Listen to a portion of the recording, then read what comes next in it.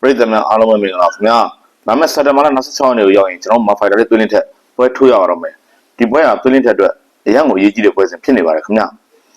အစောပိုင်းကလေးကဒီပွဲကိုအနိုင်ရခဲ့ရင်သွင်းလင်းထက်ကိုအမေရိကန်ဒေါ်လာ3000စာချုပ်ကြီးပေးရရှိမိလိမ့်မယ်လို့သတင်းတွေထွက်ပေါ်နေခဲ့ပါတယ်အခုတော့အဲ့ဒီထွက်ပေါ်ခဲ့တဲ့သတင်းတွေဟာ confirm 90%အထက်ဖြစ်နေပြီလို့ပြောလို့ရပါတယ်ဘာကြောင့်လဲဆိုတော့ One Championship ရဲ့ရိုက်ကူးရေးအဖွဲ့တွေဟာသွင်းလင်းထက်ကိုရော Sam A ကိုရောဒီပွဲစဉ်မတိုင်ခင်မှာလေ့ကျင့်ပြင်ဆင်ပုံတွေအင်တာဗျူးအတူတွေဘာကိုရိုက်ကူးခဲ့လို့ပါပဲပရိသတ်တွေအားလုံးလည်းသိပြီးသားပါဝမ်ဟာသူတို့ရည်ရွယ်ချက်တစ်ခုနဲ့ပွဲတည်ပေးတဲ့ပွဲစဉ်တွေဆိုရင်ပွဲမစခင်မှာဖိုက်တာနှစ်ယောက်ရဲ့ live story တွေပြန်ပွဲတွေလေ့ကျင့်ပြင်ဆင်ပုံတွေနဲ့အင်တာဗျူးအတူလေးတွေကို short film လိုပုံစံမျိုးလေးနဲ့ပြသလေးရှိပါတယ်သူနဲ့ဆမ်မီရဲ့ပွဲစဉ်ကအဲ့စီရင်နဲ့ဝင်သွားပြီလို့ကျွန်တော်တို့တက်တလုံးမှာတွက်ဆလို့ရတယ်ပေါ့လေဒီနေရာမှာကျွန်တော်တို့တစ်ခုတွေးစရာရှိတာပါတယ်ခင်ဗျအစောပိုင်းကတော့One Championship ဟာ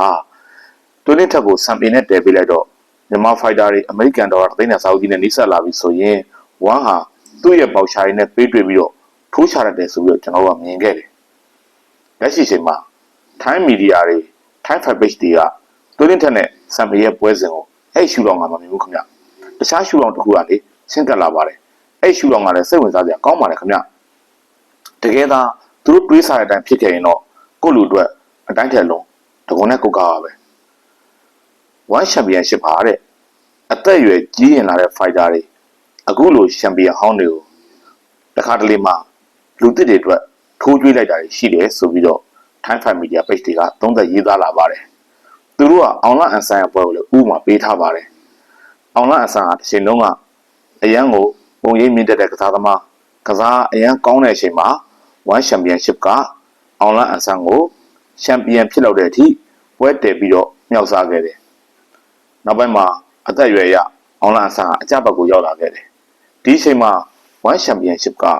အောင်လအန်ဆန်ကိုအနည်းဆုံးပွဲစဉ်ဖြစ်ပေါ်လေသူတို့ပြောထားတာကတော့ရှမစ်အာဒိုကန်လို့ဖိုက်တာနဲ့ပေးတွေ့လိုက်တယ်။နှစ်ကြိမ်တောင်ပေးတွေ့တယ်။ဘယ်လိုမှမနိုင်ဘူးလေ။ရှမစ်အာဒိုကန်ကတကယ်ကိုအတက်ဘက်ဖြစ်နေတဲ့အချိန်မြန်ဆန်မှုတွက်လက်မှုတိုက်စစ်ကစားပုံအရန်ကောင်းနေတဲ့အချိန်အောင်လအန်ဆန်ကတော့အကြဘက်ကိုရောက်ပြီးရောက်ဖြစ်နေတဲ့အချိန်ဆိုတော့အောင်လအန်ဆန်ရှုံးသွားရတယ်ပေါ့လေအခုဆမ်အေဟာလည်းဝါနဲ့တဘာမှာတော့အောင်လအန်ဆန်ကိုကောင်းနေတဲ့ဘာနဲ့တဲ့ပြိုင်ဘက်ကိုသေချာချင်းကပ်ပြီးတော့ game plan နဲ့ကစားနိုင်တယ်ဒါမှတာတယ်ဒါပေမဲ့လက်ရည်တူလာရင်စားတူကစားလာနိုင်ရင်တဲ့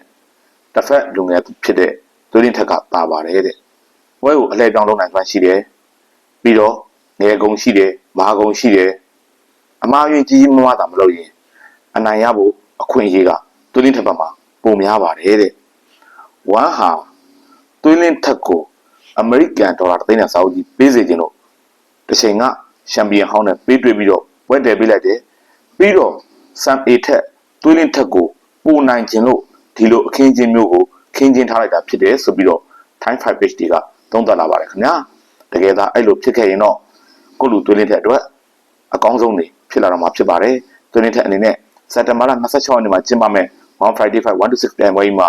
အမေရိကန်ဒေါ်လာ3000စာရုပ်ကြီးကိုအမိရစုကူနိုင်ပါစေလို့ဒီနေရာကနေဆုတောင်းပေးလိုက်ပါတယ်ခင်ဗျာကြည့်ရှုအားပေးတဲ့ပရိသတ်အားလုံးကိုအထူးကျေးဇူးတင်ရှိပါတယ်ခင်ဗျာ